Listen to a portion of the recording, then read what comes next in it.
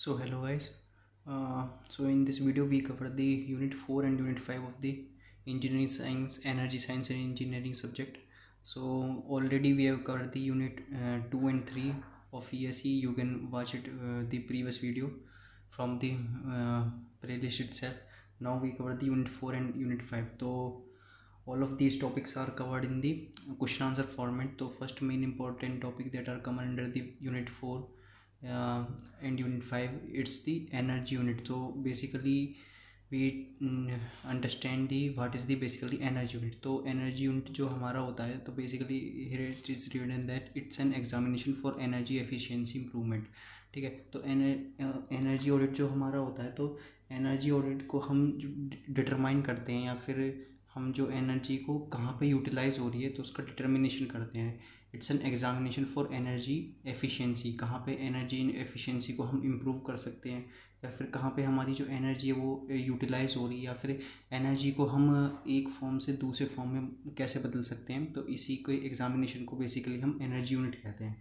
तो it uncovers energy savings opportunity which assist to the identify savings. ठीक है, objective क्या क्या हैं, तो यहाँ पे हम देखते हैं कि identify the excess of energy consumed. कहाँ पे हमारी जो एनर्जी कंज्यूम्ड हो रही है वो कहाँ पे ज़्यादा हो रही है, या फिर हम इसका देखते हैं कि प्रोडक्शन में हमारी कहाँ पे ज़्यादा इस्तेमाल हो रही है energy. Determine the ideal energy consumption profiles, propose alternate solution to find out the motive access.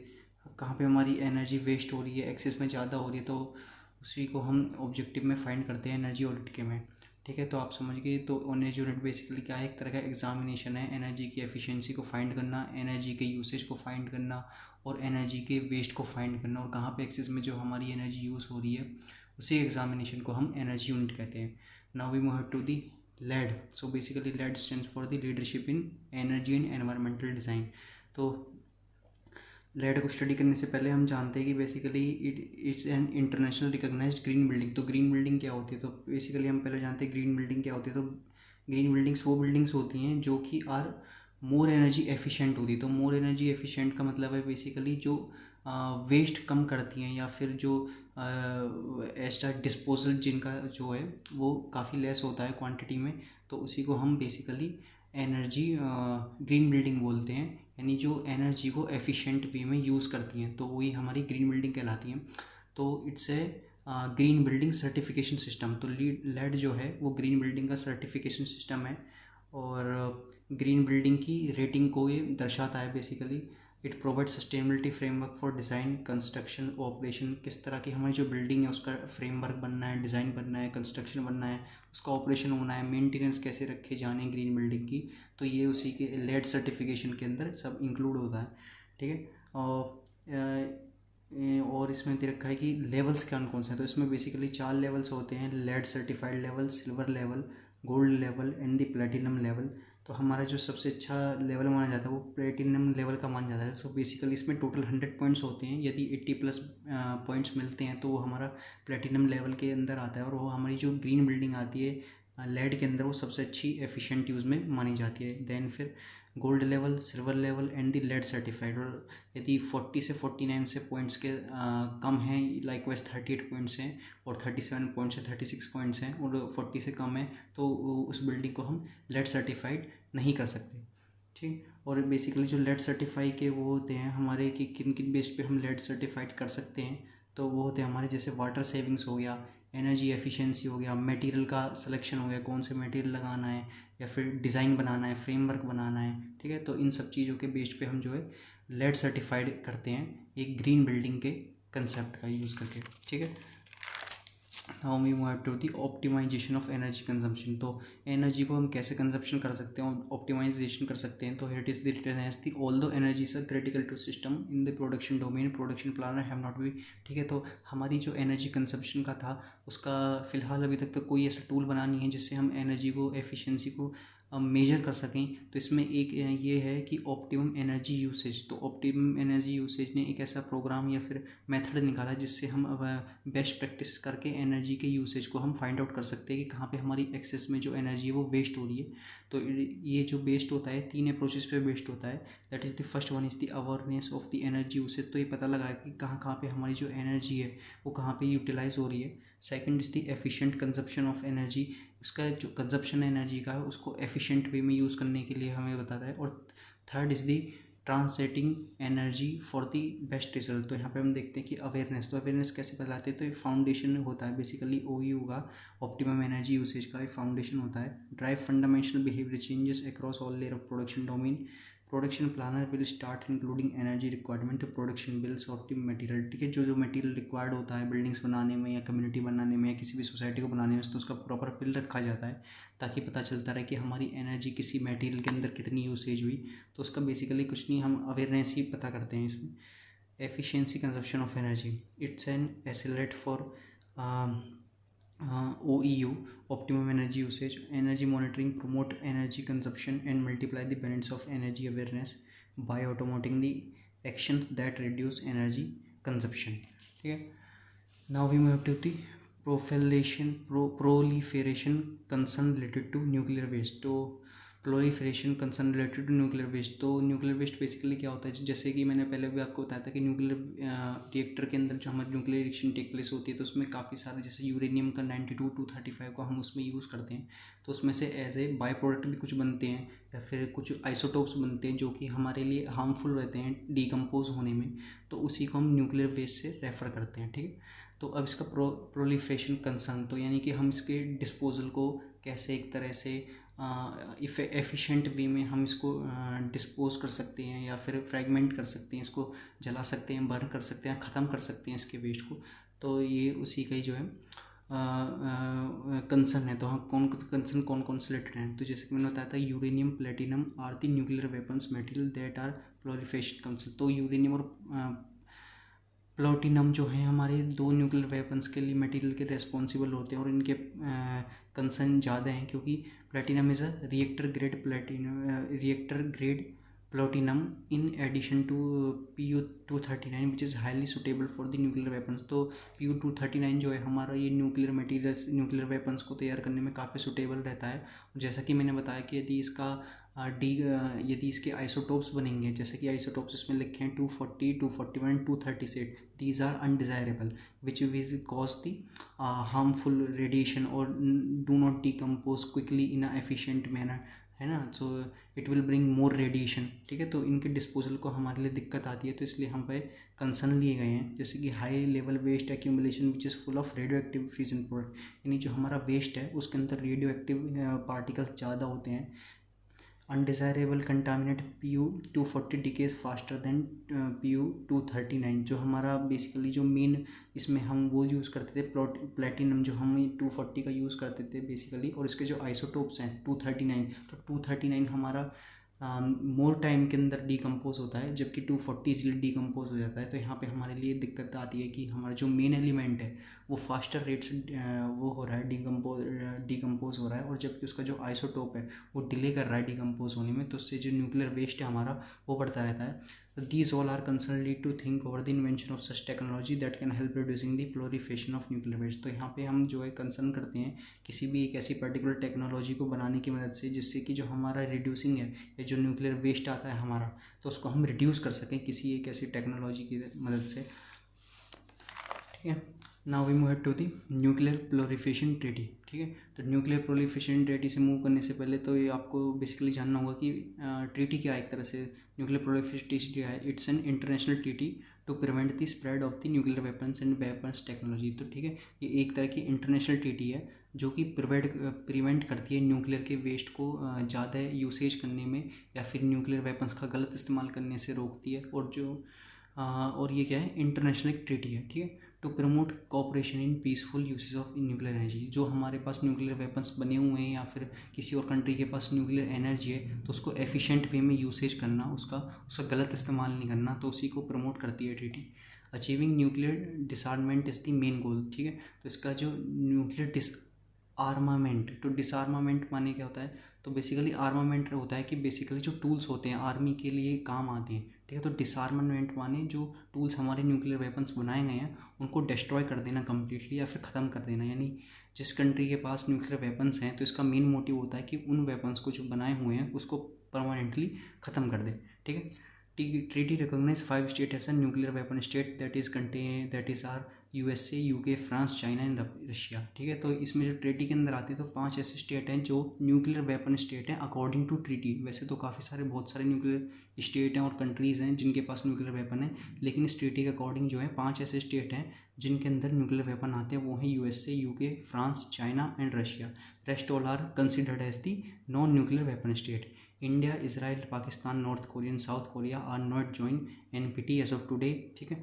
तो इंडिया, इसराइल और Pakistan, North Korean, South Sudan जो है ये अभी तक इन्होंने NPT ज्वाइन नहीं किया है, नॉन प्रोलिफरेशन ट्रीटी को नहीं ज्वाइन किया है, क्योंकि इसका मेन कारण है जैसे इंडिया ने अभी तक इंडिया के पास न्यूक्लियर वेपन है लेकिन उसने अभी भी NPT को ज्वाइन नहीं करा। तो उसका जो मेन मोटिव है नहीं ज्वाइन करने का, तो इंडिया का मेन मोटिव रहा है कि जो है वो बताना चाहता है जैसे ट्रीटी के अंदर साइन हुआ था कि जो भी 1970s के बाद न्यूक्लियर वेपन टेस्ट हुए हैं वो डिस्ट्रॉय कर दिए जाएंगे according to this treaty. So basically we test our nuclear weapons in the 1974 and the 1998 at the time of the Kargil war 1998, also known as that you have many of them watching the called as the Pokhran, ठीक है। तो पोखरन में हमने 2 बार इस्तेमाल किया, एक तो 1974 में इस्तेमाल किया न्यूक्लियर वेपन का और 1998 में इस्तेमाल किया है न्यूक्लियर वेपन का।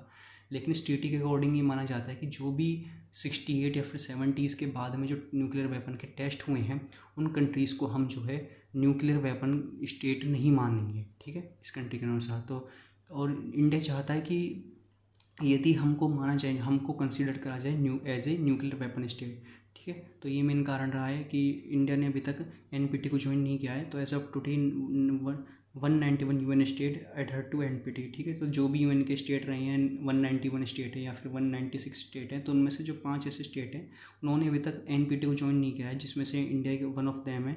एंड बाकी सबने लगभग NPT को जो है नेशनल प्रोफिशिएंसी ट्रीटी को ज्वाइन कर लिया है, ठीक है। Now we move to the next question that is the different types of energy storage system. तो एनर्जी स्टोरेज सिस्टम के डिफरेंट टाइप्स बताने हमको, तो हम बता सकते हैं जैसे इलेक्ट्रिकल में बता सकते हैं electrical energy storage system, mechanical, electrochemical. तो यहाँ पे इलेक्ट्रिकल के अंदर हमारे आते हैं जैसे capacitor, super conducting magnetic energy storage. Mechanical के अंदर आते हैं pump, hydrogen energy storage system, compressed air, fly wheel. And the electrochemical contain battery, ESS, hydrogen energy storage system, ठीक है। तो आप देख सकते हैं यहाँ पे जैसे कि pump hydrogen energy storage system है। तो इसके अंदर क्या होता है, हमारा जो एनर्जी है स्टोरेज टेक्नोलॉजी से large scale and long term energy storage system, ठीक है। जो पंप हाइड्रोजन एनर्जी सिस्टम रहता है हमारा, तो ये जो है लार्ज स्केल पे बेस्ड रहता है और लॉन्ग टर्म में इसको हम यूज़ करते हैं। Water pump from lower reservoir to upper reservoir to store energy. तो वाटर को जो हम पंप करते हैं वो लोअर रिजर्वायर से करते हैं और अपर रिजर्वायर में when power demand is low. और जब हमारा पावर डिमांड इसमें हाई हो जाएगा, ठीक है, तो we considered power water pump is from upper reservoir to lower reservoir when the power demand is high, ठीक है। Now we move to the hydrogen based energy storage system. तो hydro energy based energy storage system के अंदर जो हमारा आता है वो कंटेन रहते हैं जैसे इलेक्ट्रोलाइजर हो गया, फ्यूल सेल हो गई हमारी, हाइड्रोजन स्टोरेज हो गया, पावर कन्वर्जन स्टेज हो गया, ठीक है। तो ये चीज़ हमारी इन्वॉल्व रहती है। तो बेसिकली इसका काम क्या है, तो इसका काम जो है हमारी हाइड्रोजन को ऑब्टेन करना रहता है, to obtain the hydrogen and can be stored in a metal tanks, ठीक है। तो हाइड्रोजन को हम इसमें ऑब्टेन करते हैं और उनको स्टोर करते हैं मेटल के टैंक्स में या फिर गैस के टैंक्स में। तो इसका ये होता है main objective hydrogen based energy storage system का, ठीक है। Now we move to the biological energy sources. तो आपने पढ़े होंगे बायोलॉजिकल एनर्जी सोर्सेज क्या होते हैं, these are the nothing but just the renewable energy sources. तो रिन्यूएबल आपने पढ़े होंगे, नॉन रिन्यूएबल आपने पढ़े होंगे। रिन्यूएबल वो चीज़ होती हैं जो हमारी रिन्यू करी जा सकती हैं, यदि एक बार एग्जिस्टिंग में हैं और वो ख़त्म हो जाती हैं तो हमको दोबारा बना सकते हैं। These are the basically renewable energy sources. तो इसमें वन ऑफ देम है जैसे कि हमारा बायोलॉजिकल एनर्जी सोर्स में आते हैं काफ़ी आते हैं, जैसे सोलर एनर्जी होगी हमारी, विंड एनर्जी होगी, टाइडल एनर्जी होगी, वेव एनर्जी होगी, हमारी जियोथर्मल एनर्जी होगी। तो ये सब जो चीज़ आती हैं हमारी बायोलॉजिकल एनर्जी सोर्सेज में आती हैं। अब यहाँ पे हम पढ़ लेते हैं क्या लिखा है। इसे it's a clean cheap and abundantly available renewable energy source. तो ये हमारा रीन्यूएबल एनर्जी सोर्स है, काफ़ी क्लीन है, चिप है और काफ़ी सारी मात्रा में हमको अवेलेबल हो जाता है solar energy. Non conventional sources of energy because it's non polluting, ठीक है, और ये नॉन पॉल्यूटिंग इन नेचर है, काफ़ी ज़्यादा ऐसा हमारा एमिशंस नहीं करता है फ्यूल का, जैसे कि हमारे काफ़ी सारे और किसी एनर्जी यूसेज में होता है।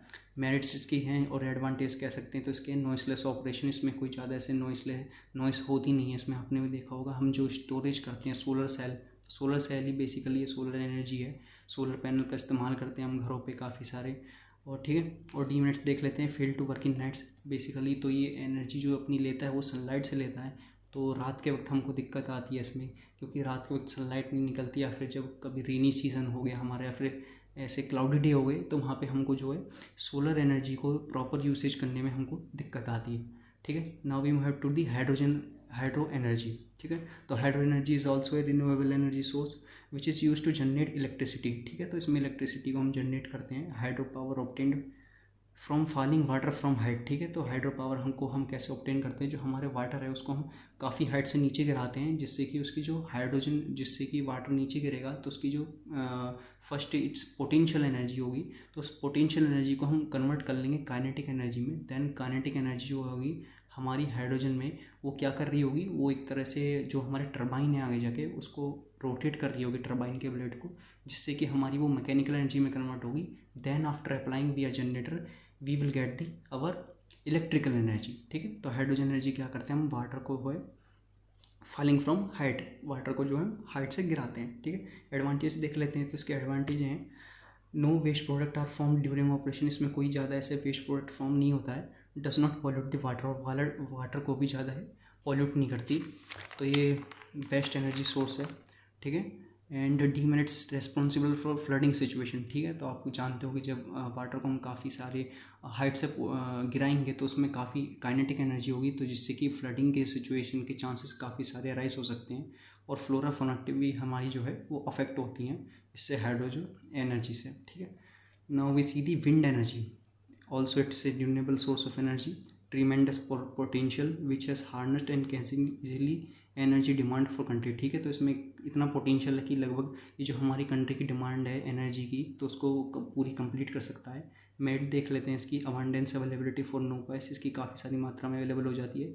Useful at remote places for electricity generation. ठीक है, तो रिमोट प्लेसेस, पर्टिकुलर प्लेसेस में काफ़ी यूज़फुल होती है हमारी विंड एनर्जी। तो विंड एनर्जी में जो आप देखेंगे कि उसमें विंड टर्बाइंस लगी रहती हैं बड़ी बड़ी ऊपर तक, जिनके रोटर्स की वजह से ब्लेड को रोटेट करती हैं। हाई विंड उनसे टकराती है तो जो हम उनके अंदर रोटर लगे रहते हैं वो विंड के टर्बाइन के ब्लेड को रोटेट करते हैं, उसके पीछे फिर जनरेटर से हम इलेक्ट्रिसिटी आउटपुट लेते हैं अपना। ठीक है, ये हो गया वर्किंग हमारा विंड एनर्जी का। डीमेट्स देख लेते हैं, तो it's a non available regularly, हम इसको रेगुलरली अवेलेबल नहीं कर सकते। ऑल्सो इट्स जो ब्लेड होते हैं जैसे कि मैंने बताया वो रोटेट होते हैं टरबाइन के ब्लेड्स, तो उसमें काफ़ी सारी जब हाई विंड उससे टकराएगी तो काफ़ी सारे ऐसा चांस देखा गया है कि उनके जो विंड के ब्लेड्स हैं वो एक्सपोज हो जाते हैं, यानी लगभग टूट जाते हैं। ठीक, geothermal energy harness from hot rocks, तो जियोथर्मल एनर्जी को हम जो है एनर्जी निकालते हैं धरती के जो नीचे से हमारी कोर है बेसिकली।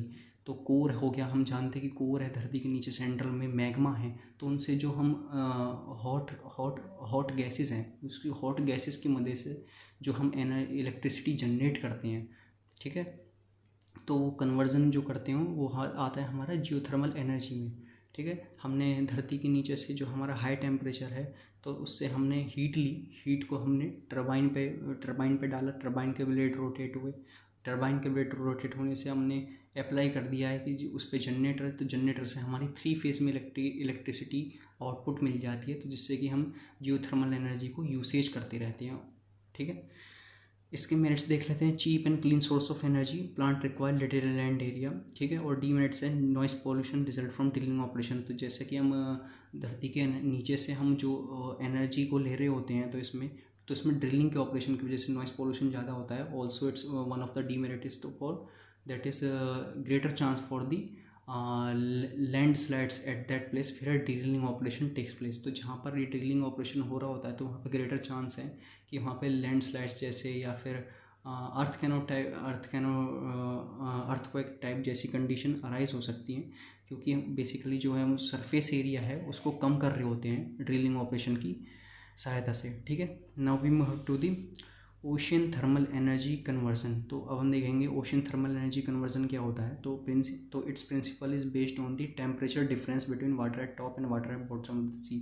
ठीक है, तो इसका जो वर्किंग प्रिंसिपल है ओशियन थर्मल एनर्जी कन्वर्जन का, वो जो है टेम्परेचर डिफरेंस पे बेस्ड है। ठीक है, इसका कन्वर्जन एंड इस temperature difference can be produce electricity. और ये जो टेम्परेचर डिफरेंस होता है ये हमारी इलेक्ट्रिसिटी को प्रोड्यूस करने में मदद करता है। तो ये बेसिकली कैसे मदद करता है, तो जैसा कि आप देख सकते हैं ये डायग्राम है। तो इसको यदि हम ऐसा ओशियन या फिर सी समझ लें, तो यहाँ पे जब सनलाइट पड़ती है ऊपर से, तो सनलाइट जब ऊपर पड़ेगी तो ओशियन की या फिर सी की जो सरफेस है, अपर सरफेस, तो वो जल्दी हीट अप होगी as compare to the bottom surface. ठीक है, तो अगर सनलाइट पड़ी तो ऊपर की सरफेस का जो पानी है ओशियन के अंदर, तो वो जल्दी हीट अप होगा, और नीचे की सरफेस का पानी वो देर से हीट अप होगा, यानी उसका टेम्परेचर जो है वो लो रहेगा, और अपर सरफेस का टेम्परेचर जो है वो ज़्यादा रहेगा।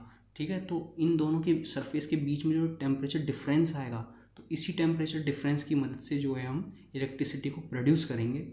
ठीक है, और इसी इलेक्ट्रिसिटी को प्रोसेस को हम कहते हैं ओशियन थर्मल एनर्जी कन्वर्जन। ठीक है, टेम्परेचर जो यहाँ पे डिफरेंस आता है अपर सरफेस और लोअर सरफेस के बीच में, वो 77 डिग्री फ़ारेनहाइट का आ रहा होता है। ठीक है, तो अपर सरफेस और लोअर सरफेस के बीच में जो टेम्परेचर आता है वो 77 डिग्री फ़ारेनहाइट का आता होता है।